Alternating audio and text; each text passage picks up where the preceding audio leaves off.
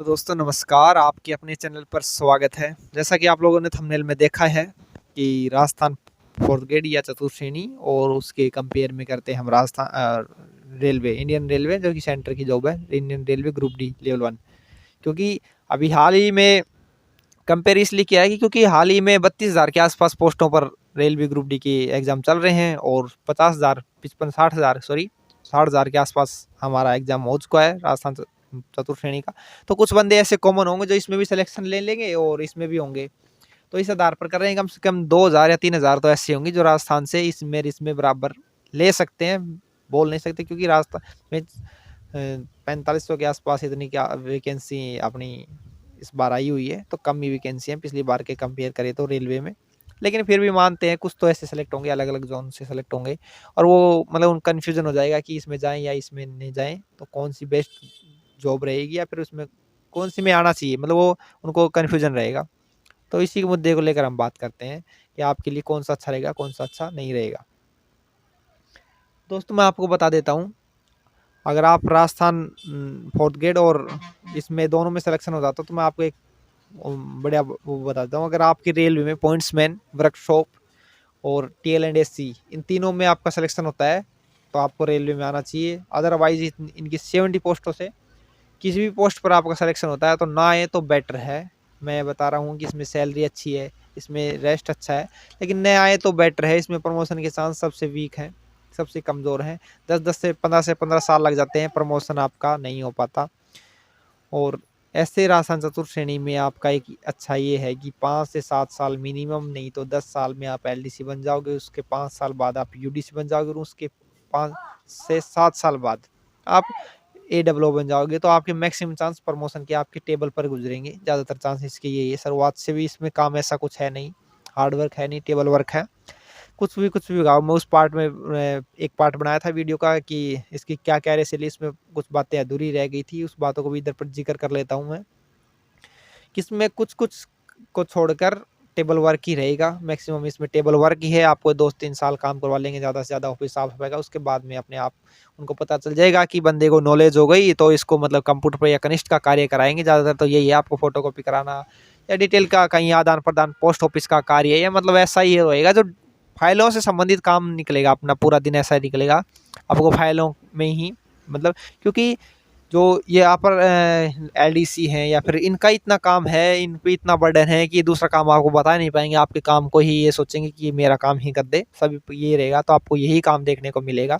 इसमें घबराने की ज़्यादा ज़रूरत है नहीं। सैलरी 2 साल के लिए आपको थोड़ी कम मिल सकती है भले ही, लेकिन इसमें ये है कि आपको सुकून से आप मतलब रात को सो सकते हो। नाइट ड्यूटी का कोई सिस्टम नहीं रहेगा। कुछ-कुछ जगह छोड़कर इसमें नाइट ड्यूटी भी लग सकती है, वॉचमैन की भी आ सकती है।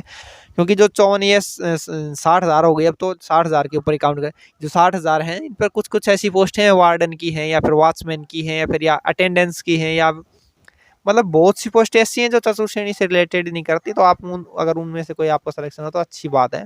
और मेरा तो यही मानना है कि अगर रेलवे और इसको कंपेयर करते हो तो सैलरी में तो आप मतलब लमसम बराबर ही है।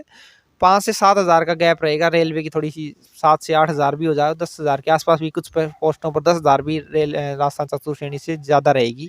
लेकिन सैलरी का मतलब ये नहीं कि मतलब काम इसमें आराम है, काम इसमें भाग-दौड़ है। रात की भी ड्यूटी लगती है, दिन की भी ड्यूटी लगती है और वर्कलोड ज़्यादा रहता है। कुछ पोस्टों पर तो इतना वर्कलोड रहता है कि आदमी पढ़ भी नहीं पाता, क्योंकि एग्ज़ाम की तैयारी नहीं कर पाता। और वहीं चतुर्थ श्रेणी में अपोज़िट है।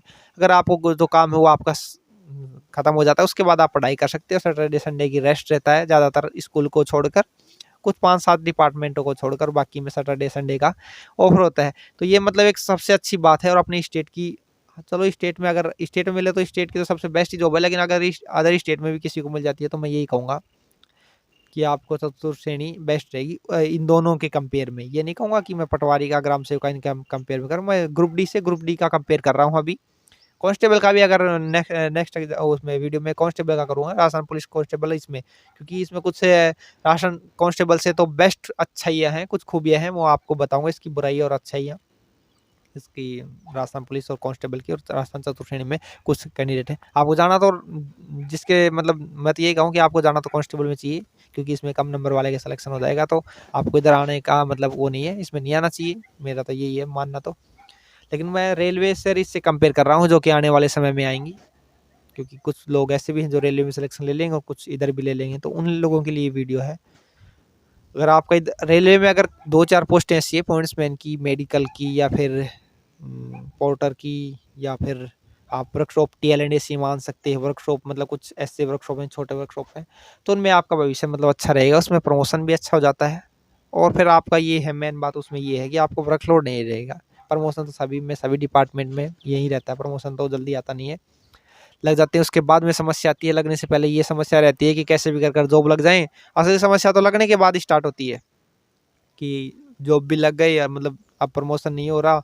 वो तो ज़िंदगी भर का चलता रहेगा, क्योंकि ज़्यादा नंबर वाले इसमें आ तो जाएंगे, लेकिन निकलना उनके लिए इतना कठिन हो जाएगा कि अब वो कर भी नहीं पाएंगे, छोड़ भी नहीं पाएंगे, वो समस्या में गिर जाएंगे। अभी तो क्या है, बाहर से मतलब बेरोजगार बैठे हैं, तो वो कुछ भी करने को तैयार हैं। राजस्थान फोर्थ ग्रेड की बता रहा हूँ मैं आपको, क्योंकि ये बात आपको पता है, जो जितना ज़्यादा पढ़ा हुआ है उसको मतलब अगर छोटा काम मिलेगा तो वो करने में अपने आप को असक्षम मानेगा, या फिर वो करने में मतलब आपको घर ना मानेगा, वो कर नहीं पाएगा, उसको असंतुष्टि फील होगी, या मतलब वो अपने आप को मतलब असहज फील करेगा कि मैं ये काम करने के लिए पैदा हुआ हूँ, मैं ये काम नहीं कर सकता। ये लगने के बाद आएगी दोस्तों।